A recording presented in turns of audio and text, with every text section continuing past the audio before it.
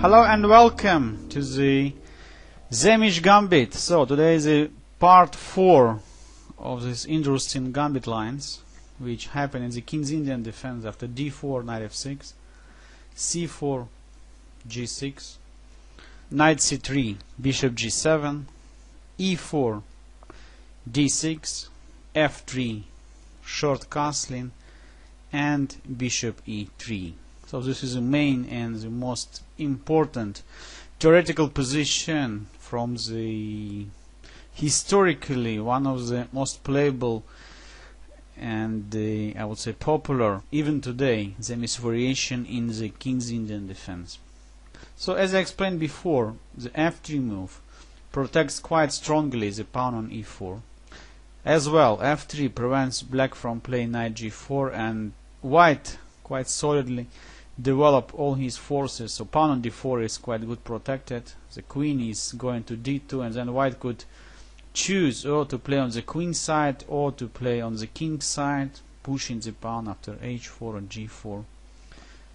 So black is having many different lines, and I would say that for many years Sämisch variation was just quite strong weapon in the hands of the former world champion Boris Spassky, and against King's Indian defense Anatoly Karpov played almost always the main line of the Sämisch variation. So the founder of Sämisch variation was also Mikhail Botvinnik, of course, which he used quite successfully in his world championship match against Mikhail Tal and against Vasily Smyslov.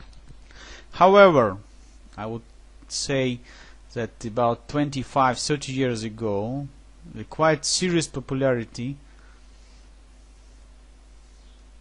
c5 move. So the c5 move becomes quite popular, which is a pawn sacrifice, and this is a real gambit line. So what exact compensation black is trying to get? So after playing c5, so for instance after d takes c5, d takes c5, so white can win a pawn simply even by trading the queens, and after bishop takes c5.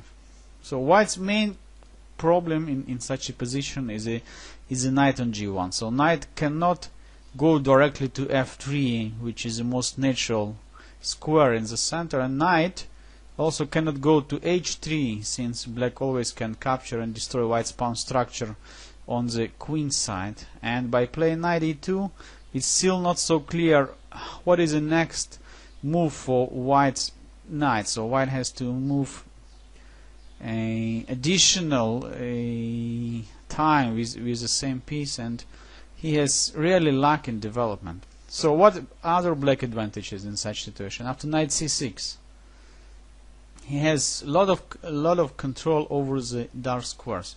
So black is intended to play now knight d7, and then to bring the knight or to d4 or to b4, or the knight could go to e5, intending to come to d3, and as well attacking the pawn, white's pawn on c4. So black is getting quite serious positional, I could tell the positional, not only tactical compensation for this pawn sacrifice.